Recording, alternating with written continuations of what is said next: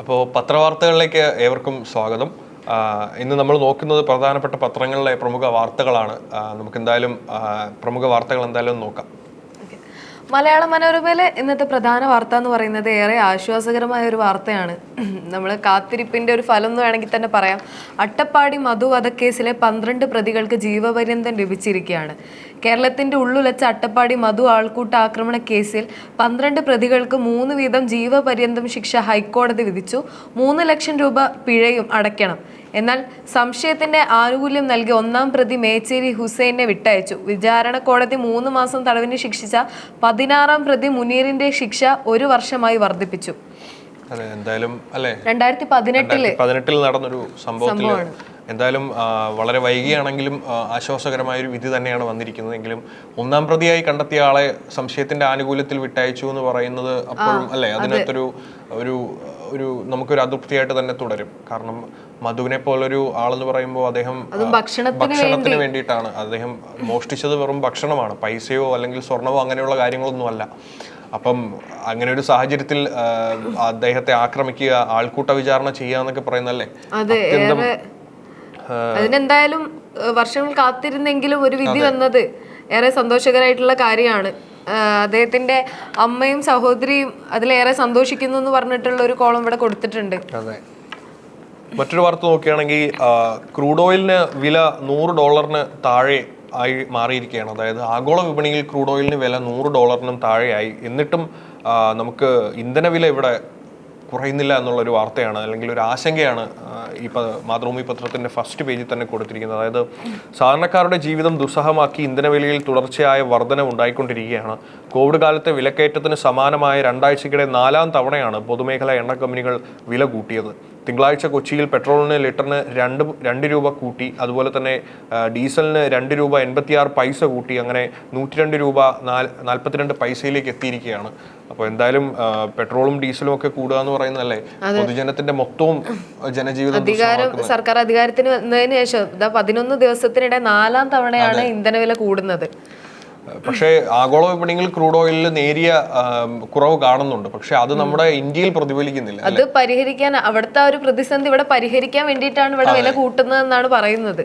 പക്ഷേ അങ്ങനെ ഒരു സാഹചര്യത്തിൽ തീർച്ചയായിട്ടും ജനങ്ങളുടെ ക്ഷേമത്തിന് വേണ്ടി അല്ലെങ്കിൽ ജനങ്ങളുടെ ജീവിതം സുഗമമാക്കുന്നതിന് വേണ്ടി സർക്കാർ അവർ ഈടാക്കുന്ന നികുതി അതിനകത്ത് മാറ്റം വരുത്തിയാൽ മാത്രമേ പെട്രോൾ വിലയിൽ ഒരു ഗണ്യമായൊരു കുറവ് കൊണ്ടുവരാൻ കഴിയൂ. കേരളത്തിലാണ് SST ഉള്ളത്. അതിലുള്ള ഒരു വ്യതിയാനം കൊണ്ട് തന്നെയാണ് കേരളത്തിലും ഈ ഇടയ്ക്കിടെയുള്ള ഈ ഒരു വിലവർദ്ധനവ് ഉണ്ടാവുന്നത്. അതെ, എനിക്ക് തോന്നുന്നു ഇന്ത്യയിലെ സംസ്ഥാനങ്ങളിൽ ഏറ്റവും കൂടിയ കുറെ സംസ്ഥാനങ്ങൾ ഏറ്റവും മുൻപന്തിയിൽ തന്നെയാണ് കേരളം ഇന്ധനവില കൂടിയതിൽ.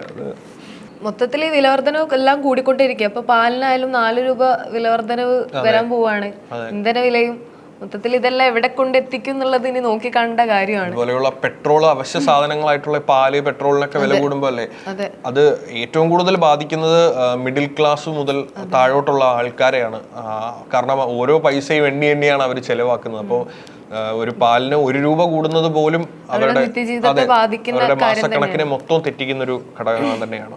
മറ്റൊരു വാർത്ത, കാശ്മീരിൽ കേബിൾ കാറിൽ കുടുങ്ങിയ 300 പേരെ രക്ഷിച്ചു. മണിക്കൂറുകളോളം കുടുങ്ങിയവരിൽ മലയാളികളും ഉണ്ട്.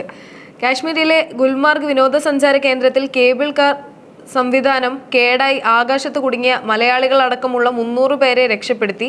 ഉച്ചയ്ക്ക് 12 മണിയോടെയാണ് 65 ക്യാബിനുകൾ സാങ്കേതിക തകരാറിനെ തുടർന്ന് നിലച്ചത്. എന്തായാലും അവരെ രക്ഷിച്ചിട്ടുണ്ട്. ആശ്വാസകരമായ ഒരു വാർത്ത തന്നെയാണത്. കാശ്മീരിലെ ഗുൽമാർഗിലാണ് സംഭവം നടന്നിട്ടുള്ളത്. എന്തായാലും ടൂറിസ്റ്റ് വിനോദസഞ്ചാരങ്ങളിലൊക്കെ ഇത്തരത്തിലുള്ള അപകടങ്ങൾ സാധാരണയായിട്ട് വരികയാണ്. കാരണം ഈ കേബിൾ കാറൊക്കെ നമുക്ക് കയറി പോകാൻ നല്ല രസമാണെങ്കിലും അല്ലേ ഭയങ്കര അപകടം പ്രധാനപ്പെട്ട ഒരു കാര്യമാണ്. കാരണം നമ്മൾ എത്രയോ അടി മുകളിലാണ്, ഒരു കേബിളിന്റെ ബലത്തിലാണ് നമ്മൾ ആ കാറിൽ സഞ്ചരിക്കുന്നത്. അപ്പോൾ 500 അടിയിലധികം ഉയരത്തിലായിരുന്നു ക്യാബിനുകൾ ഉണ്ടായിരുന്നത്. അപ്പൊ 500 അടി എന്നൊക്കെ പറയുമ്പോൾ അത്രയും ഉയരത്തിൽ സഞ്ചരിക്കുമ്പോൾ എന്തായാലും അതിലൊരു റിസ്ക് ഫാക്ടർ ഉണ്ട്. അപ്പോൾ ഇത് നടത്തിപ്പുകാരും ഇതിന്റെ കോൺട്രാക്ടർമാരും നടത്തിപ്പുകാരും ഒക്കെയാണ് ഇതിന്റെ സുരക്ഷയെക്കുറിച്ച് ബോധവാന്മാരാകേണ്ടത്.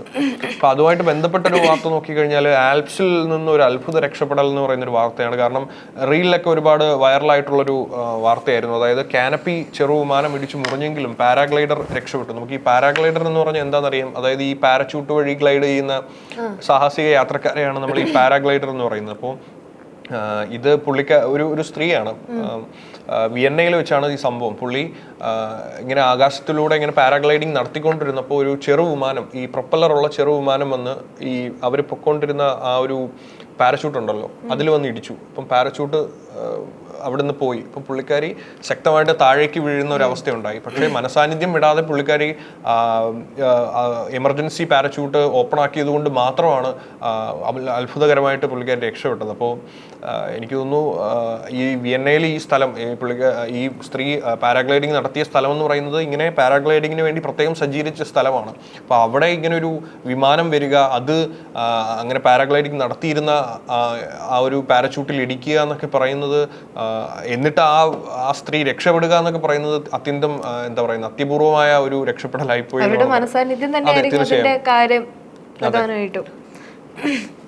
മറ്റൊരു വാർത്ത, ശബരിമല യുവതീ പ്രവേശന വിരുദ്ധ പ്രതിഷേധം, ഗുരുതരമല്ലാത്ത കേസ് പിൻവലിക്കുമെന്ന് പുതിയ ആഭ്യന്തരമന്ത്രിയും ദേവസ്വം മന്ത്രിയൊക്കെ ചാർജ് എടുത്തതിന് ശേഷം രജിസ്റ്റർ ചെയ്ത 29,119 പേർക്കെതിരെ 2,624 കേസുകളായിരുന്നു രജിസ്റ്റർ ചെയ്തത്. അതിൽ ഗുരുതരമല്ലാത്ത കേസുകളൊക്കെ പിൻവലിക്കും എന്നാണ് പറയുന്നത്. ശബരിമലയിലെ യുവതികളെ പ്രവേശിപ്പിക്കുന്നതിനെതിരെ നടന്ന പ്രതിഷേധങ്ങളുടെ പേരിൽ രജിസ്റ്റർ ചെയ്ത ഗുരുതരമല്ലാത്ത കേസുകളെല്ലാം സർക്കാർ പിൻവലിക്കുന്നു. അക്രമ സ്വഭാവങ്ങളുടെയും മറ്റു പേരിലുള്ള ക്രിമിനൽ കേസുകൾ ഒഴികെയുള്ളവയെല്ലാം പിൻവലിക്കാനാണ് നീക്കം. ശബരിമല പ്രശ്നം, സ്ത്രീകളെ പ്രവേശിപ്പിക്കുന്നതിനെ തുടർന്ന് ആ ഒരു സമയത്ത് ഒരുപാട് പ്രശ്നങ്ങൾ നിലനിന്നിട്ടുണ്ടായിരുന്നു. മുൻ ഗവൺമെന്റ് 2,624 കേസുകളാണ് രജിസ്റ്റർ ചെയ്തത്. അതിൽ ഗുരുതരമല്ലാത്തവ പിൻവലിക്കുക എന്നാണ് പറയുന്നത്. എന്തായാലും മിക്കപ്പോഴും ഇപ്പൊ ഭരണപക്ഷത്തിരിക്കുന്ന പാർട്ടിയുടെ ആൾക്കാർക്കെതിരെ വന്ന കേസ് തന്നെയായിരിക്കും. അതുകൊണ്ട് തന്നെയാണ് അത് തന്നെയായിരിക്കും പിൻവലിക്കുന്നത്. എന്തായാലും ഇതൊക്കെ സ്വാഭാവികമായിട്ടും ഭരണമാറ്റം വരുമ്പോൾ ഉണ്ടാവുന്ന സംഗതികൾ തന്നെയാണെന്ന് വേണം കരുതാൻ. കെ മുരളീധരൻ ദേവസ്വം മന്ത്രി പറയുന്ന ഒരു കാര്യമുണ്ട്. യുവതി പ്രവേശ വിഷയത്തിൽ വിശ്വാസികൾക്ക് അനുകൂലമായ മുൻ UDF സർക്കാരിന്റെ നിലപാട് ഈ സർക്കാർ തുടരും. യുവതി പ്രവേശനത്തിനെതിരായി പ്രതിഷേധിച്ചവർക്കെതിരെ എടുത്ത കേസുകൾ റദ്ദാക്കും. അയ്യപ്പന്റെ സ്വർണം കവർന്ന ഒരാളെയും വെറുതെ വിടില്ല എന്ന് കൂടി അദ്ദേഹം പറഞ്ഞിട്ടുണ്ട്. അപ്പോൾ അങ്ങനെയൊക്കെ നടക്കട്ടെ. അതെ. മറ്റൊരു വാർത്ത നോക്കുകയാണെങ്കിൽ, നീറ്റ് ചോദ്യചോർച്ച വീഴ്ചകളിൽ നിന്ന് പാഠം പഠിച്ചിട്ടില്ലേ എന്ന് സുപ്രീം കോടതി ചോദിച്ചിരിക്കുകയാണ്. അപ്പം നീറ്റ് ചോദ്യചോർച്ചയുമായിട്ട് ബന്ധപ്പെട്ട് സുപ്രീം കോടതി ഇടപെട്ടിരിക്കുകയാണ് ആ കേസിൽ. എന്നിട്ടും പഠിച്ചില്ലേ എന്നൊരു തലക്കെട്ടോടുകൂടിയാണ് മാതൃഭൂമിയിൽ ഈ വാർത്ത കൊടുത്തിരിക്കുന്നത്. അതായത് നീറ്റ് UG ചോദ്യചോർച്ചയിൽ പരീക്ഷ നടത്തിയ നാഷണൽ ടെസ്റ്റിംഗ് ഏജൻസിയെ വിമർശിച്ച് സുപ്രീം കോടതി മുൻപുണ്ടായ വീഴ്ചകളിൽ നിന്ന് NTA പാഠം പഠിച്ചില്ലേ എന്ന് ആരാഞ്ഞിരിക്കുകയാണ്. അപ്പോൾ മുമ്പും ഇതുപോലെ നീറ്റ് ചോദ്യപേപ്പർ ചോർന്ന് അല്ലെങ്കിൽ ഇതുപോലെ ഒരു മത്സര പരീക്ഷ ചോർന്നൊരു കേസ് ഉണ്ടായിരുന്നു. അപ്പം 2024, അതെ. അപ്പം ആ സമയത്തും സുപ്രീം കോടതി കർശനമായ നിർദ്ദേശം നൽകിയിരുന്നു, ഇനി ഇങ്ങനെ ഒരു വീഴ്ച ഉണ്ടാവരുത്, അതിന് കൃത്യമായിട്ടുള്ള നടപടികൾ എടുക്കണം, അല്ലെങ്കിൽ പ്രിക്കോഷൻസ് എടുക്കണമെന്നുള്ള നിർദ്ദേശം നൽകിയിരുന്നു. എന്നിട്ടാണ് ഇപ്പോൾ ഇത്രയും വീണ്ടും രാജ്യവ്യാപകമായിട്ട് ഒരു കുപ്രസിദ്ധി നേടി ഇങ്ങനെ ഒരു സംഭവം ഉണ്ടായിരിക്കുന്നത്. അപ്പം സുപ്രീം കോടതി ചോദിച്ചത് വളരെ പ്രസക്തമായൊരു ചോദ്യം തന്നെയാണ്. എന്നിട്ടും നിങ്ങൾ പാഠം പഠിച്ചിട്ടില്ലേ എന്നുള്ള ഒരു ചോദ്യമാണ്. കാരണം നീറ്റ് എന്ന് പറയുന്നത് ഒരു നിസ്സാരപ്പെട്ട ഒരു പരീക്ഷയല്ല. അത് കുട്ടികളുടെ കാത്തിരിപ്പ് പ്രയത്നവും എല്ലാമാണ് പരീക്ഷ എന്ന് പറയുന്നത്. തീർച്ചയായും. അപ്പം ഓരോ കുട്ടിയും ആ പരീക്ഷയ്ക്ക് വേണ്ടി എത്രത്തോളം കഷ്ടപ്പെടുന്നു എന്നുള്ളത് ആ കുട്ടികൾക്ക് മാത്രമേ അറിയാവൂ. അപ്പം അത്രയും അവരുടെ ലൈഫ് തന്നെ മാറ്റാൻ കെൽപ്പുള്ള ഒരു പരീക്ഷയെ ഇത്രയും നിസ്സാരവൽക്കരിച്ച് ഇത്രയും അതിനകത്ത് ആൾക്കാർക്ക് മാൽ പ്രാക്ടീസ് നടത്താൻ അവസരം ഒരുക്കി കൊടുക്കുന്ന രീതിയിൽ നടത്തുക എന്നൊക്കെ പറയുന്നത് അത്യധികം നമുക്ക് അംഗീകരിക്കാൻ കഴിയാത്തൊരു കാര്യം തന്നെയാണല്ലേ. ഈ പരീക്ഷയുമായി ബന്ധപ്പെട്ട് ഇത്തരത്തിലുള്ള വീഴ്ചകൾ ഇപ്പൊ CBSE എക്സാമിലായിക്കോട്ടെ, അങ്ങനത്തെ ഒരു വാർത്തയും കൂടെ ഇവിടെ കാണുന്നുണ്ട്. CBSEയിൽ കൂടുതൽ വീഴ്ചകൾ പുറത്ത്, ശരിയുത്തരത്തിനും 0 മാർക്ക്. കമ്പ്യൂട്ടർ സയൻസ് പരീക്ഷയിൽ ശരിയുത്തരം എഴുതിയിട്ട് മൂല്യനിർണ്ണയം നടത്താത്ത ഉത്തരത്തിന്റെ ഒരു പേപ്പർ കട്ടിങ് ഇവിടെ കൊടുത്തിട്ടുണ്ട്. CBSE 12ാം ക്ലാസ് പരീക്ഷയുടെ ഓൺ സ്ക്രീൻ മാർക്കിംഗ് രീതിയിലെ കൂടുതൽ പിഴവുകൾ പുറത്ത്. എറണാകുളം നഗരത്തിലെ ഒരു വിദ്യാർത്ഥിയുടെ കമ്പ്യൂട്ടർ സയൻസ് പരീക്ഷയുടെ ഉത്തരക്കടലാസിൽ 2 ചോദ്യങ്ങൾക്ക് ശരിയുത്തരം എഴുതിയിട്ടും അവ പരിശോധിക്കുകയോ മാർക്കിടുകയോ ചെയ്തിട്ടില്ല. ഇത്തരം വീഴ്ചകൾ ഉണ്ടാകുന്നത് ഏറെ ഗുരുതരമായ കാര്യമാണ്. കുട്ടികൾ അത്രയും പ്രയത്നിച്ച് ഒരു പരീക്ഷ അറ്റൻഡ് ചെയ്യുമ്പോൾ ഇത്തരത്തിൽ അധ്യാപകരുടെ അടുത്തു നിന്നുള്ള വീഴ്ചകൾ അവരുടെ റിസൾട്ടിനെ ബാധിക്കുകയും അവർക്കത് മാനസികമായി ബുദ്ധിമുട്ടുണ്ടാക്കുകയും ചെയ്യുന്ന കാര്യങ്ങളാണ്. ഇപ്പൊ എനിക്ക് തോന്നുന്നു കറക്റ്റായിട്ട് ഇതുപോലൊക്കെ കൃത്യമായിട്ട് നടക്കുന്ന എനിക്ക് തോന്നുന്നു സ്റ്റേറ്റ് സിലബസിൽ മാത്രമാണെന്ന് തോന്നുന്നു. അവിടെ മാർക്ക് കുറഞ്ഞു കിട്ടിയില്ലെങ്കിലും കൂടുതലൊക്കെ കിട്ടുന്നുണ്ട് വിദ്യാർത്ഥികൾക്ക്. ഇപ്പോൾ നമ്മൾ പൊതുവെ ഒരു ധാരണയുണ്ട് നമ്മുടെ സ്റ്റേറ്റ് സിലബസ് ഒക്കെ ഭയങ്കര അല്ലേ ഔട്ട്ഡേറ്റഡ് ആണ്, അത് പഠിക്കുന്നവർക്കൊക്കെ എന്താണ് പഠിക്കാൻ താല്പര്യമില്ലാത്തവരാണ്, CBSE ആണ് മികച്ചതെന്നൊക്കെ. പക്ഷേ ഇങ്ങനെയുള്ള മാൽ പ്രാക്ടീസുകൾ, ഇങ്ങനെയുള്ള അല്ലേ തെറ്റുകളൊക്കെ നടക്കുമ്പോൾ നമ്മൾ എന്താ പറയാ, ഇത് CBSEയും അതുപോലെയുള്ള പാഠ്യപദ്ധതികളെല്ലാം തന്നെ കർശനമാക്കേണ്ട ഒരു സ്ഥിതിഗതി വന്നിരിക്കുകയാണ്. അല്ലെങ്കിൽ അതിൻ്റെ പ്രൊസീജിയേഴ്സ് എല്ലാം തന്നെ കുറ്റമറ്റതാക്കാനുള്ളൊരു നടപടികൾ സ്വീകരിക്കേണ്ട ഒരു ഘട്ടം. ഇതിലാണെങ്കിലും ഒട്ടേറെ വിദ്യാർത്ഥികൾ ഉത്തരക്കടലാസിന്റെ സ്കാൻ ചെയ്ത പകർപ്പിനായി പണം അടച്ചെങ്കിലും ആ പകർപ്പ് പോലും ഇനിയും ലഭിച്ചിട്ടില്ല അവർക്ക്. ഒരു നീതി നിഷേധം തന്നെയാണ് ഇവിടെ നടന്നുകൊണ്ടിരിക്കുന്നത്. വിദ്യാർത്ഥി കാരണം ഒരു രാജ്യത്തെ സംബന്ധിച്ചിടത്തോളം വിദ്യാർത്ഥികളുടെ ലൈഫ് വെച്ചാണ് നിങ്ങൾ ഒരിക്കലും കളിക്കാതിരിക്കേണ്ടത്. അങ്ങനെയല്ലേ? ഇപ്പൊ നിങ്ങളൊരു പൊളിറ്റീഷ്യൻ ആണെങ്കിൽ നിങ്ങൾ എന്തൊക്കെ കാര്യങ്ങളിൽ നിങ്ങൾ അഴിമതിയോ മറ്റുള്ള കാര്യങ്ങളൊക്കെ കാണിച്ചാലും വിദ്യാഭ്യാസ മേഖലയിൽ അല്ലെങ്കിൽ വിദ്യാർത്ഥികളുടെ ജീവിതം വെച്ച് ഒരിക്കലും നിങ്ങൾ കളിക്കരുത് എന്നുള്ളതാണ്. അത് നമ്മുടെ രാജ്യത്തിന്റെ ഭാവിയെ തന്നെയാണ് ദോഷകരമായിട്ട് ബാധിക്കാൻ പോകുന്നത്. തീർച്ചയായും. ഇനി മറ്റൊരു വാർത്ത നോക്കുകയാണെങ്കിൽ വിദ്യാർത്ഥികളുമായിട്ട് ബന്ധപ്പെട്ടൊരു വാർത്തയാണ്. +1 പ്രവേശനം ജൂൺ 3 വരെ അപേക്ഷിക്കാമെന്നുള്ളൊരു വിജ്ഞാപനം ഇറങ്ങിയിരിക്കുകയാണ്. ജൂലൈ 2 ക്ലാസ്സുകൾ തുടങ്ങുമെന്ന് വിദ്യാഭ്യാസ വകുപ്പ് അറിയിച്ചിട്ടുണ്ട്. അതായത് 1ാം വർഷ higher secondary, vocational higher secondary പ്രവേശനത്തിനുള്ള ഓൺലൈൻ അപേക്ഷാ സമർപ്പണം ബന്ധപ്പെട്ട വെബ്സൈറ്റുകൾ വഴി തുടങ്ങിയിട്ടുണ്ട്. ജൂൺ 3 വരെ 10 ദിവസമാണ് ഏകജാലകം വഴി അപേക്ഷിക്കാനുള്ള സമയം. അതായത് മുഖ്യഘട്ടത്തിൽ 3 അലോട്ട്മെന്റുകൾ ഉണ്ടാകും. ആദ്യഘട്ട പ്രവേശന നടപടികൾ പൂർത്തിയാക്കി ജൂലൈ 2 +1 ക്ലാസ്സുകൾ തുടങ്ങുന്ന തരത്തിലാണ് ക്രമീകരണം. അപ്പോൾ എന്തായാലും 10ാം ക്ലാസ് പരീക്ഷയൊക്കെ എഴുതി മാർക്കൊക്കെ അറിഞ്ഞ് നിൽക്കുന്ന വിദ്യാർത്ഥികൾക്ക് ഇപ്പോൾ ഈ ഒരു അവരുടെ അടുത്ത വിദ്യാഭ്യാസ ഘട്ടം തുടങ്ങാനുള്ള അവസരം ലഭിച്ചിരിക്കുകയാണല്ലേ. +1 പ്രവേശനം ഉടൻ തന്നെ ആരംഭിക്കുമെന്നുള്ള ഒരു വാർത്തയാണ് വരുന്നത്. അപ്പോൾ എന്തായാലും വിദ്യാർത്ഥികളെല്ലാം അപേക്ഷിച്ച് തുടങ്ങുക.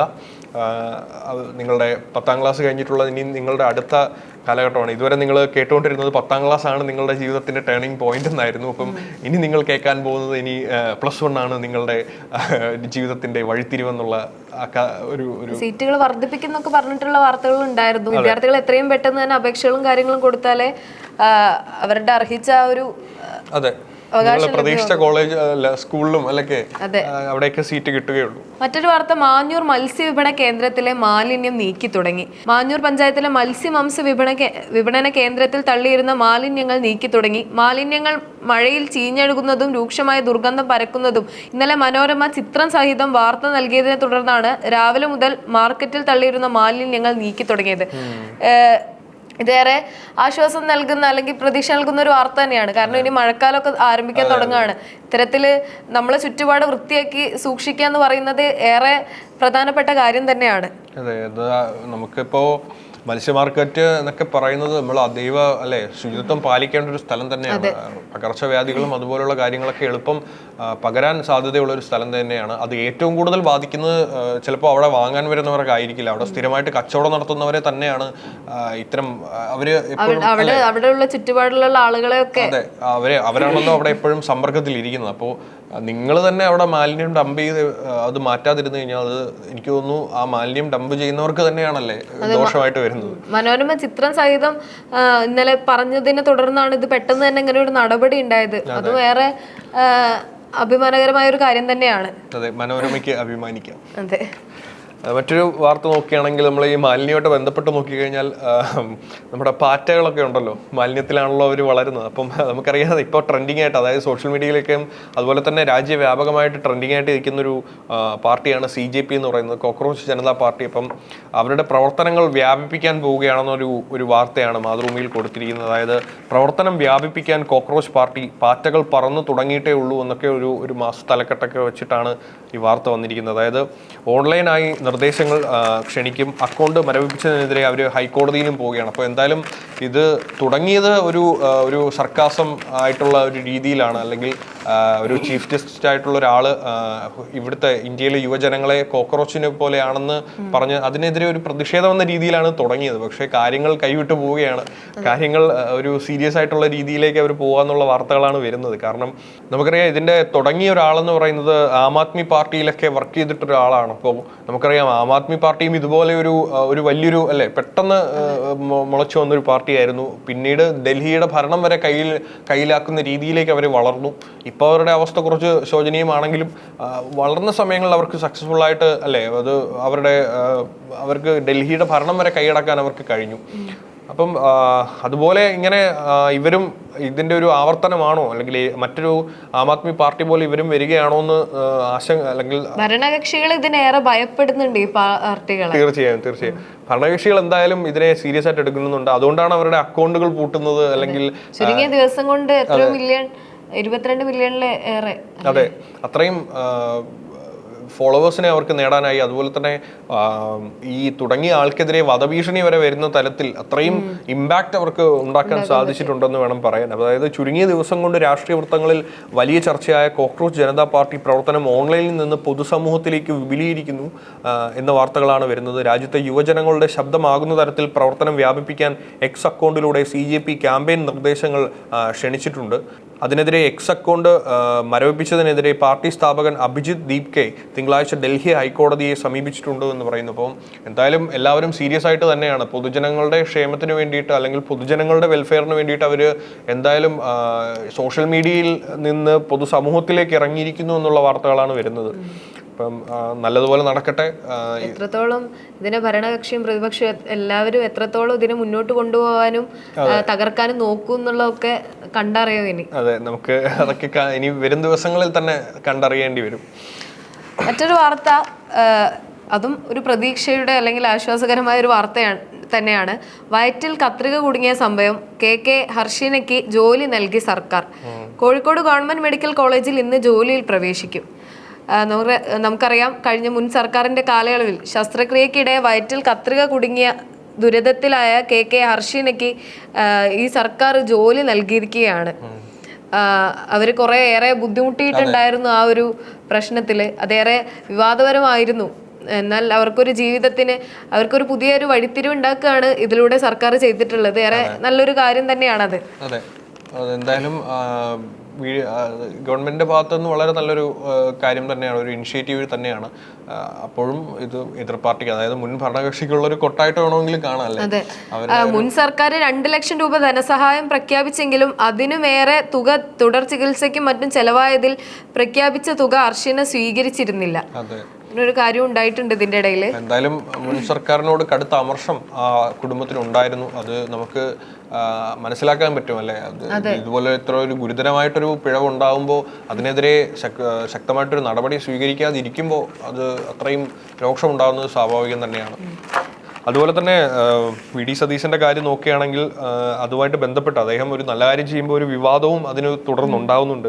അതായത് പക്ഷേ ആ വിവാദത്തിനെ വെറും തമാശയായിട്ട് തള്ളിക്കളയുകയാണ് ഇന്നലെ നടന്ന പത്രസമ്മേളനത്തിൽ മുഖ്യമന്ത്രി ചെയ്തത്. അതായത് മുഖ്യ തിരഞ്ഞെടുപ്പ് ഓഫീസറായിരുന്ന രത്തൻ യു കേൽക്കറെ മുഖ്യമന്ത്രിയുടെ സെക്രട്ടറിയായി നിയമിച്ചതിൽ അസ്വാഭാവികത ഒന്നുമില്ലെന്ന് മുഖ്യമന്ത്രി VD സതീശൻ പറഞ്ഞിരിക്കുകയാണ്.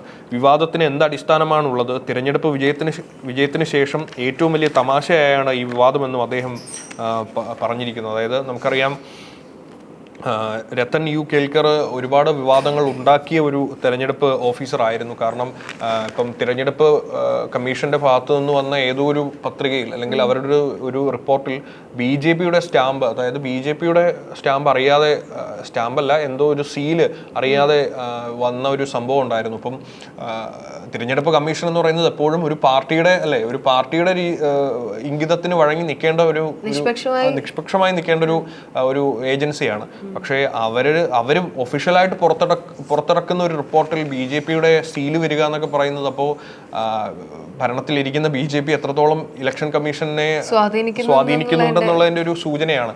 വന്നൊരു പിഴവാണ്. അപ്പോൾ ആ സമയത്ത് മുഖ്യ തിരഞ്ഞെടുപ്പ് ഓഫീസർ ആയിരുന്നത് ഈ രത്തൻ ഖേൽക്കറാണ്. അപ്പം അദ്ദേഹത്തെയാണ് ഇപ്പോൾ നമ്മുടെ കേരളത്തിൽ മുഖ്യമന്ത്രി വി ഡി സതീശൻ അദ്ദേഹത്തെയാണ് നിയമിച്ചിരിക്കുന്നത്, മുഖ്യമന്ത്രിയുടെ സെക്രട്ടറിയായി നിയമിച്ചിരിക്കുന്നത്. അപ്പോൾ തീർച്ചയായിട്ടും അതിനൊരു വിവാദമുണ്ട് അല്ലേ? അത്രയും ഗുരുതരമായൊരു പിഴവ് വരുത്തിയ ഒരാൾ തന്നെ ഇങ്ങ് കേരളത്തിൽ മുഖ്യമന്ത്രിയുടെ സെക്രട്ടറി ആയിട്ട് നിയമിക്കുമ്പോൾ എന്തായാലും തീർച്ചയായും അതിനൊരു സംശയാസ്പദമായ ഒരു കാര്യം തന്നെയാണത്. അതെ, അങ്ങനൊരു ഇത് വരാം. പക്ഷേ വി ഡി സതീശൻ പറയുന്നത് അങ്ങനെയൊന്നുമില്ല, അത് സ്വാഭാവികമായിട്ടൊരു ഒരു പ്രക്രിയ മാത്രമാണ് അദ്ദേഹത്തെ നിയമിക്കാൻ. പക്ഷെ നിയമപരമായിട്ട് അതിന് യാതൊരു തടസ്സവുമില്ല. കാരണം മുഖ്യമന്ത്രിക്ക് ആരെ വേണമെങ്കിലും അദ്ദേഹത്തിന്റെ ഇഷ്ടത്തിനനുസരിച്ച് നിയമിക്കാം. പക്ഷേ ഇങ്ങനൊരു ബാക്ക് സ്റ്റോറി ഈ നിയമിക്കുന്ന ആൾക്കുണ്ടാകുമ്പോൾ അത് എന്തായാലും ക്വസ്റ്റ്യൻ ചെയ്യപ്പെടുമെന്ന് തന്നെയാണ്. ഇപ്പോൾ അത് വെറും തമാശയല്ല, വിവാദം വെറും തമാശയല്ല. കാരണം അത് കുറച്ച് ഗുരുതരമായൊരു പ്രശ്നം തന്നെയാണല്ലേ. അപ്പം അത് പക്ഷെ മുഖ്യമന്ത്രിക്ക് അതൊക്കെ ഒരു തമാശയാണ്, പുള്ളി പൂക്കിയാണല്ലോ. ചിരി മതിയല്ല എന്നൊക്കെയാണ് ആളുകൾ പറഞ്ഞുകൊണ്ടിരിക്കുന്നത്. ആരോഗ്യ മേഖലയിലെ വീഴ്ചകൾക്ക് ഒരു അറുതിയില്ല എന്നുള്ളതാണ് മറ്റൊരു സത്യം. തുന്നലിട്ട കാലിൽ മരക്കഷ്ണം, വേദനയിൽ പുളഞ്ഞത് 2 മാസം. ഇതും അതുപോലെ തന്നെ ശസ്ത്രക്രിയ വഴി രോഗിയുടെ കാലിൽ മരക്കഷ്ണം നീക്കിയത് ഇന്നലെയാണ്. 2 മാസത്തിലേറെ അത് കാലിൽ തന്നെയായിരുന്നു എന്നുള്ള സംഭവം. നെടുമങ്ങാടാണ് സംഭവം നടന്നത്. തിരുവനന്തപുരം മെഡിക്കൽ കോളേജ് ആശുപത്രിയിലെ ചികിത്സ പിഴവ് മൂലം 2 മാസമായി അസഹ്യമായ വേദന അനുഭവിച്ച രോഗിയുടെ കാലിൽ നിന്ന് ഇന്നലെ പുറത്തെടുത്തത് മരക്കഷ്ണം. മരംവെട്ട് തൊഴിലാളി ഭരതന്നൂർ കരിങ്കട മഹേഷ് ഭവനിൽ വി മധു ആണ് ഗുരുതരമായ അനാസ്ഥയുടെ ഇരയായത്. വീണ്ടും ഇത്തരത്തിൽ പ്രശ്നങ്ങൾ ഉണ്ടാകുന്നത് അതിനെന്തുകൊണ്ടാണ് ഒരു അറുതി ഇല്ലാത്തത് എന്നുള്ളതും ചോദ്യചിഹ്നമായി തന്നെ മാറുകയാണ്. നമ്മൾ പറയാറുണ്ട് കേരളത്തിലെ ആരോഗ്യവകുപ്പ് അല്ലെങ്കിൽ കേരളത്തിലെ ആരോഗ്യ മേഖലയെല്ലാം ഇന്ത്യയിലെ മറ്റു സംസ്ഥാനങ്ങളെ വെച്ച് നോക്കുമ്പോൾ വളരെ മികച്ചതാണെന്നുള്ളതാണ്. പക്ഷേ ഇത്തരത്തിലുള്ള സംഭവങ്ങളൊക്കെ ഉണ്ടാകുമ്പോൾ ഈ പറയുന്നതിന് എത്രത്തോളം ആധികാരികത ഉണ്ടെന്ന് നമ്മൾ സംശയിക്കേണ്ടിയിരിക്കുന്നത്. മറ്റേ മുൻ ഗവൺമെന്റിന്റെ ഭാഗത്ത് വയറ്റിലൊരു കത്രികയാണെങ്കിൽ ഇപ്പോൾ മരക്കഷ്ണം എക്സ്റേയിലും പരിശോധനയിലും കണ്ടെത്താത്ത 5 സെന്റിമീറ്റർ നീളവും 3 സെന്റിമീറ്റർ വീതിയുള്ള മരക്കഷ്ണം നെടുമങ്ങാട് ജില്ലാ ആശുപത്രിയിൽ ഇന്നലെ 1.5 മണിക്കൂർ നീണ്ട ശസ്ത്രക്രിയയിലൂടെയാണ് പുറത്തെടുത്തത്. ഈ 2 മാസത്തിലേറെ അദ്ദേഹം അനുഭവിച്ച വേദന കാര്യങ്ങളൊക്കെ ഏറെ ചോദ്യം ചെയ്യേണ്ട ഒരു കാര്യം തന്നെയാണ്. ഇതൊരു ചികിത്സാ പിഴവ് തന്നെയാണ് അല്ലേ? ചികിത്സ നടത്തി ഭേദമാകാനാണ് നമ്മൾ ആശുപത്രി പോകുന്നത്. അപ്പോൾ ചികിത്സയിലൂടെ വീണ്ടും പ്രശ്നത്തിലേക്ക് പോകുന്ന അവസ്ഥയാണ് ഇപ്പോൾ. ചികിത്സയിലൂടെ ഇരട്ടി വേദന രോഗിക്ക് വരുന്ന ഒരു അവസ്ഥയാണ്. അത് വല്ലാത്തൊരു സംഭവം തന്നെയാണ്. ഇനി നമുക്ക് കുറച്ച് ആഗോള വാർത്തകളിലേക്കൊക്കെ പോയാൽ, ലോക വാർത്തയിലേക്കൊക്കെ പോയാൽ, ഇറാൻ US സമാധാന കരാർ മധ്യസ്ഥതയ്ക്ക് ഖത്തർ എന്നുള്ളൊരു വാർത്തയാണ്. അതായത് ഇപ്പം പാകിസ്ഥാനൊക്കെ പിന്മാറിയെന്ന് തോന്നുന്നു. അവർക്ക് എന്തായാലും ഇവരെ അനുനയിക്കാനുള്ളൊരു ഒരു ശേഷിയില്ലെന്ന് തോന്നുന്നു. കാരണം ഇടയ്ക്കൊരു വാർത്ത വന്നിരുന്നു, ഇറാൻ US സമാധാന കരാർ നടത്തിയ സമയത്തിൽ, പാകിസ്ഥാനിൽ വെച്ച് നടന്ന ടൈമിൽ, ഇത് നടന്നതിന് ശേഷം അവിടുത്തെ ഹോട്ടലിലെ ബില്ലടയ്ക്കാൻ പോലും അവിടുത്തെ ഗവൺമെന്റിന് കഴിയാതെ ഹോട്ടലുകാർ കോടതിയെ സമീപിച്ചൊരു വാർത്തയൊക്കെ വന്നിരുന്നു. അപ്പം ഇങ്ങനെ പുറമൂടിയൊക്കെ കാണിക്കുന്നുണ്ടെങ്കിൽ അവരെ കൊണ്ട് പറ്റില്ല എന്ന് അവർക്ക് മനസ്സിലായി. അതുകൊണ്ടാണ് ഇപ്പോൾ മധ്യസ്ഥതയ്ക്ക് ഖത്തർ ഇടപെട്ടിരിക്കുന്നത്. അപ്പോൾ ഖത്തറിനെ സംബന്ധിച്ചിടത്തോളം പശ്ചിമേഷ്യയിലെ ഏറ്റവും പ്രധാനപ്പെട്ട ഒരു രാജ്യം തന്നെയാണ് ഖത്തർ എന്ന് പറയുന്നത്. അവർക്ക് ഈ ഒരു വിഷയം പരിഹരിക്കുക എന്നുള്ളത് കുറച്ചുകൂടി പേഴ്സണലാണ്. അവർക്ക് പരിഹരിച്ചാൽ മാത്രമേ അവരുടെ സുഗമമായ നിത്യജീവിതം അവർക്ക് അവിടുത്തെ ജനങ്ങൾക്ക് തുടരാൻ കഴിയും. അപ്പം ഖത്തർ എന്തായാലും വളരെ നല്ല രീതിയിൽ ഇതിനൊരു പരിഹാരം കണ്ടെത്താൻ സാധിക്കുമെന്ന് തന്നെയാണ് കരുതുന്നത്. കാരണം ഇപ്പോൾ തന്നെ ഇറാൻ സംഘം ദോഹയിലെത്തി. 3 മാസമായി നടക്കുന്ന പശ്ചിമേഷ്യൻ യുദ്ധം ശാശ്വതമായി അവസാനിപ്പിക്കുന്നത് സംബന്ധിച്ച് US സർക്കാർ വ്യത്യസ്ത പ്രസ്താവനകൾ നടത്തവേ ഇറാൻ പ്രതിനിധി സംഘം ഖത്തറിലെത്തിയിരിക്കുകയാണ്. സമാധാന കരാർ സംബന്ധിച്ച് ധാരണാപത്രത്തിൽ ഒപ്പിടുന്നതിന് വഴിമുടക്കി നിൽക്കുന്ന വിഷയങ്ങൾ ചർച്ച ചെയ്യുന്നതിനാണ് ഈ സന്ദർശനം. US പ്രതിനിധികളും ഖത്തറിൽ എത്തിയിട്ടുണ്ടെന്നുള്ള വാർത്തകളാണ് വരുന്നത്. അപ്പോൾ എന്തായാലും ശുഭകരമായ വാർത്തകൾ തന്നെയാണല്ലേ വരുന്നത്. എബോളയ്ക്കെതിരെ കനത്ത ജാഗ്രത തുടർന്നുകൊണ്ടിരിക്കുകയാണ്. കഴിഞ്ഞ ദിവസങ്ങളിലൊക്കെ ആയിട്ട് അതിനെക്കുറിച്ചുള്ള കാര്യങ്ങൾ പറഞ്ഞിട്ടുണ്ടായിരുന്നു. കോങ്കോയിൽ 900-ലധികം പേരിലേക്ക് എബോള വ്യാപിച്ചെന്ന് ലോക ആരോഗ്യ സംഘടന പുറത്ത് കൊണ്ടുവന്നിരിക്കുകയാണ്. ഇത് എത്രത്തോളം ആളുകളിലേക്ക് ഇനി എത്തുമെന്നും ആളുകൾ എത്രത്തോളം ജാഗ്രത എടുക്കണം എന്നുള്ളതൊക്കെ ഏറെ ശ്രദ്ധിക്കേണ്ട കാര്യം തന്നെയാണ്. നിലവിൽ രാജ്യത്തെ എബോള കേസുകൾ സ്ഥിരീകരിച്ചിട്ടില്ലെങ്കിലും രോഗപ്രതിരോധത്തിന്റെ ഭാഗമായി വിമാനത്താവളങ്ങളിൽ കർശന നിരീക്ഷണം നടപ്പാക്കിയതായി കേന്ദ്ര ആരോഗ്യമന്ത്രി പറഞ്ഞിട്ടുണ്ട്. ആളുകളിലേക്ക് ഇത് എത്രത്തോളം എത്തുമെന്നും ഇനിയിപ്പോ ഒരു ലോക്ക്ഡൌൺ കാര്യങ്ങളിലേക്ക് ഇത് എത്തുമെന്നുള്ളതൊക്കെ ഏറെ ഗുരുതരമായ കാര്യമാണ്. എബോള എന്ന് പറയുന്നത് ഒരിക്കലും കൊറോണയെ പോലെ അങ്ങനെ നിസ്സാരമായിട്ട് കാണാൻ പറ്റുന്ന ഒരു രോഗമല്ല. കാരണം വളരെ ഗുരുതരമായ രോഗമാണ്. പിടിപെട്ടാൽ മരണനിരക്ക് അല്ലെങ്കിൽ മരിക്കാനുള്ള സാധ്യത ഭയങ്കരമായിട്ട് കൂടുതലുള്ളൊരു രോഗമാണ്. അത് മാത്രമല്ല, ഇപ്പോൾ പടരുന്ന വൈറസ് എന്ന് പറയുന്നത് അതിന് വാക്സിനോ മറ്റു ചികിത്സാ മാർഗങ്ങളോ ഇല്ലാത്തൊരു പുതിയ വേരിയന്റ് ആണ് ഇപ്പോൾ എബോളയുടെ പടരുന്നതെന്നാണ് റിപ്പോർട്ടുകൾ വരുന്നത്. അപ്പോൾ വളരെ കരുതിയിരിക്കേണ്ട ഒരു സാഹചര്യം തന്നെയാണ്. പിന്നെ ആകെയുള്ള ഒരു ആശ്വാസം ഇത് വായുവിലൂടെ പടരില്ല എന്നുള്ളൊരു ആശ്വാസമാണ്. കൊറോണയെ പോലെ അതുകൊണ്ട് അത്ര വേഗത്തിൽ വ്യാപിക്കാൻ സാധ്യതയില്ല, എങ്കിലും ശരീരസ്രവങ്ങളിലൂടെയൊക്കെയാണ് ഇത് പടരുന്നത്. അപ്പോൾ അതൊക്കെ കരുതിയിരിക്കേണ്ടതാണ്. നമ്മുടെ ഇന്ത്യയിൽ വന്നാൽ, അതായത് ഒരു പോപ്പുലേഷൻ ഇത്രയും കൂടുതലുള്ള ഒരു രാജ്യമായ ഇന്ത്യയിലൊക്കെ അത് വന്നു കഴിഞ്ഞാലല്ലേ വളരെ വലിയ രീതിയിൽ അതിനെ നിയന്ത്രിക്കുക എന്നുള്ളതും പ്രയാസകരമായിട്ടുള്ള ഒരു രോഗം തന്നെയായിരിക്കും തീർച്ചയായിട്ടും. മുനമ്പം നിവാസികൾ ഒരു കാരണവശാലും കുടിയൊഴിപ്പിക്കില്ലെന്ന് മുഖ്യമന്ത്രി പറഞ്ഞിട്ടുണ്ട്. ഇന്നലെ പറഞ്ഞിട്ടുണ്ടായിരുന്നു മുനമ്പം കേസ് എന്തായാലും നിർബന്ധമായിട്ട് നടത്തും എന്നുള്ള കാര്യം ഇന്നലെ പറഞ്ഞിട്ടുണ്ടായിരുന്നു മുഖ്യമന്ത്രി. അപ്പൊ അതിന്റെ ചൊല്ലിട്ട് തന്നെയാണ് അടുത്തതുണ്ടായിരുന്നു. മുനമ്പം നിവാസികളെ ഒരു കാരണവശാലും കുടിയൊഴിപ്പിക്കില്ലെന്ന് മുഖ്യമന്ത്രി വി.ഡി. സതീശൻ. അവർക്ക് സംരക്ഷണം നൽകും, ഭൂമിയുടെ നികുതി അടയ്ക്കാൻ സൗകര്യമൊരുക്കും, നിയമപരമായ എല്ലാ തടസ്സങ്ങളും നീക്കും, പ്രദേശത്ത് മതപരമായ ഭിന്നിപ്പുണ്ടാക്കാനുള്ള സംഘപരിവാർ അജണ്ടയ്ക്ക് LDF സർക്കാർ കുട പിടിക്കുകയായിരുന്നു എന്നും അദ്ദേഹം പറഞ്ഞിട്ടുണ്ട്. അതായത് എന്ത് പറയുമ്പോഴും മുൻ സർക്കാരിനെ കൂടി വിലയിരുത്തിക്കൊണ്ട് തന്നെയാണ് ഇപ്പൊ ഈ പറഞ്ഞുകൊണ്ടിരിക്കുന്നത്. 10 മിനിറ്റ് കൊണ്ട് പ്രശ്നം പരിഹരിക്കാനാവുമെന്ന് താൻ മുൻപ് പറഞ്ഞിരുന്നെന്നും അങ്ങനെ പരിഹരിക്കാതിരിക്കാൻ രാഷ്ട്രീയ ലക്ഷ്യത്തോടെ മനഃപൂർവ്വമാണ് വഖഫ് ബോർഡ് അത് ചെയ്തതെന്നും മുഖ്യമന്ത്രി കുറ്റപ്പെടുത്തുകയാണ് ഉണ്ടായത്. 600-ലേറെ കുടുംബങ്ങൾ അവരെങ്ങോട്ട് പോകും എന്നുള്ള കാര്യങ്ങളൊക്കെ നമ്മൾ ആശങ്കപ്പെടുത്തുകയുണ്ടായി ഇന്നലെയൊക്കെ ആയിട്ട്. പക്ഷെ അതിന് അവരെ കുടിയൊഴിപ്പിക്കില്ല എന്ന് പറഞ്ഞിട്ടുണ്ട് മന്ത്രി. അവർക്ക് എല്ലാവിധ സൗകര്യവും ഒരുക്കും പറഞ്ഞിട്ടുണ്ട്. എത്രത്തോളം നടക്കും എന്നുള്ള കാര്യങ്ങളൊക്കെ ഇനി കണ്ടറിയാവുന്നതാണ്.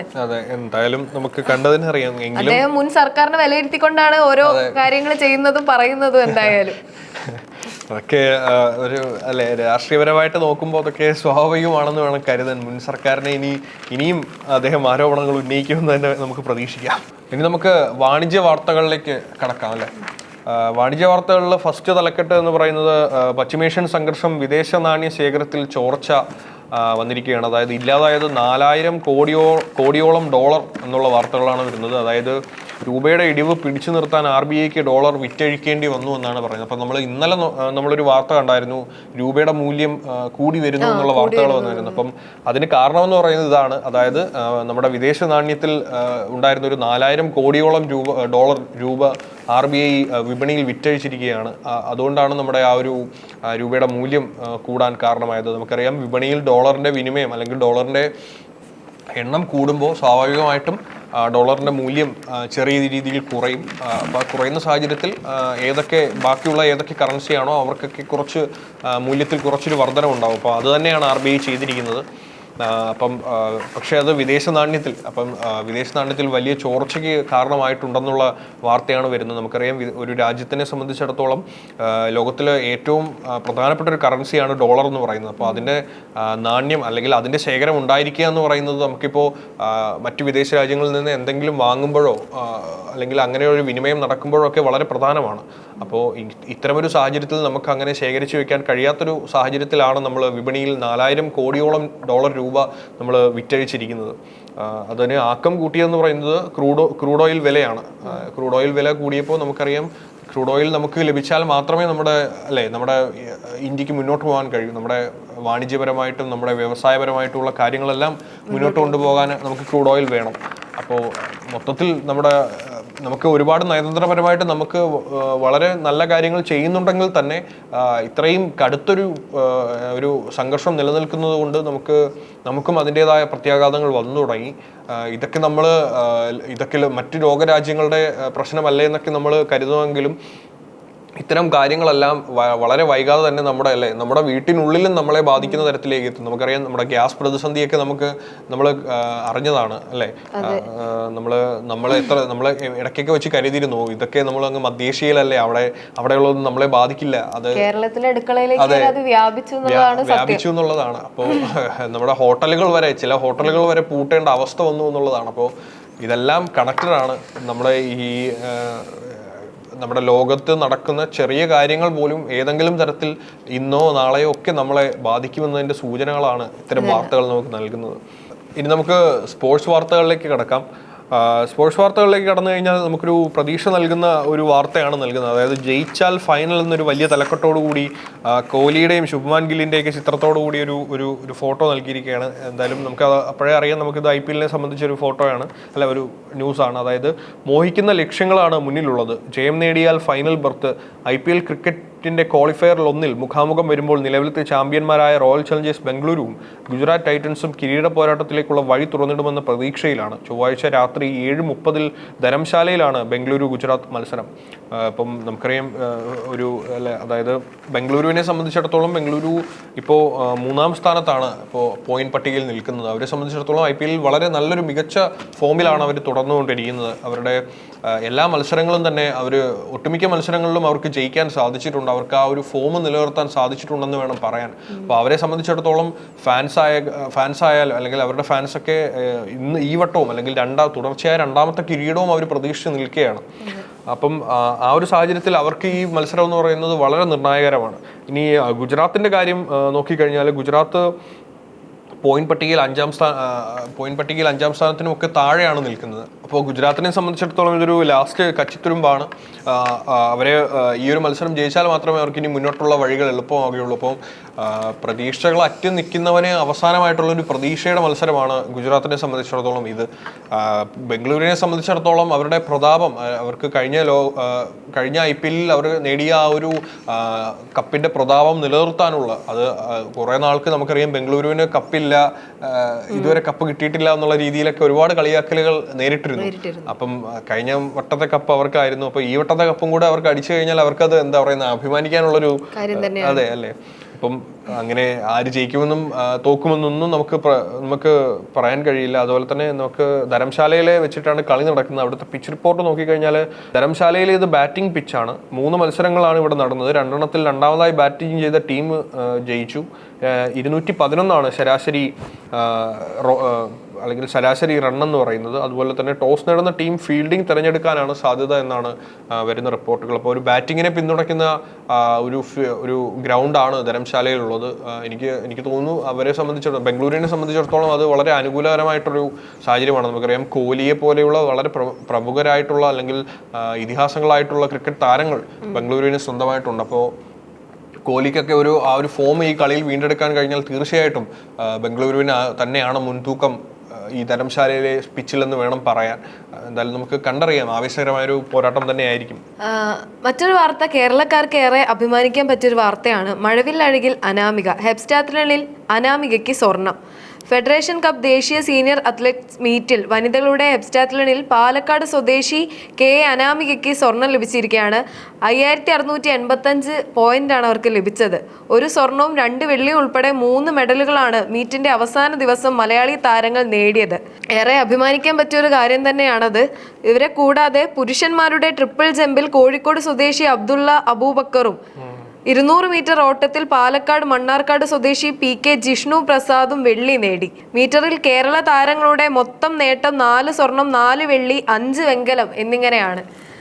എന്തായാലും വളരെ അഭിമാനിക്കാൻ പറ്റുന്ന ഒരു വാർത്ത തന്നെയാണിത്. കേരളത്തിലെ ഇത്രയും അത്ലറ്റുകൾ ഇത്രയും മികച്ച രീതിയിലുള്ള നേട്ടങ്ങൾ കൊയ്യുമ്പോൾ അതൊക്കെ നമ്മൾ ആഘോഷിക്കേണ്ടതാണ്. നമ്മുടെ IPL ലോകകപ്പ് ലഹരിക്കിടെ ഇതൊന്നും നമ്മൾ വിട്ടുപോകരുതല്ലേ. ഇവരും കഷ്ടപ്പെട്ടവരാണ് ഇത്തരത്തിലുള്ള നേട്ടങ്ങൾ നമ്മുടെ കേരളത്തിന് വേണ്ടി, നമ്മുടെ സംസ്ഥാനത്തിന് വേണ്ടി നേടിത്തരുന്നത്. അപ്പോൾ അതൊക്കെ നമ്മൾ അഭിമാനിക്കേണ്ട ഒരു നേട്ടം തന്നെയാണ്. അപ്പോൾ എന്തായാലും ഇന്ന് നമ്മൾ എല്ലാ വാർത്തകളും, ഒട്ടുമിക്ക പത്രങ്ങളിലെ എല്ലാ പ്രമുഖ വാർത്തകളെല്ലാം നമ്മൾ നോക്കിക്കഴിഞ്ഞു. അപ്പോൾ നമ്മൾ ഇത്രയുമാണ് ഇന്നത്തെ പത്രത്തിലെ ഒരു പ്രധാന കാര്യങ്ങൾ എന്ന് പറയുന്നത് ഇത്രയുമാണ്. അപ്പോൾ നമുക്ക് എന്തായാലും അടുത്ത ദിവസം മറ്റു വാർത്തകളുമായിട്ട് കാണാം.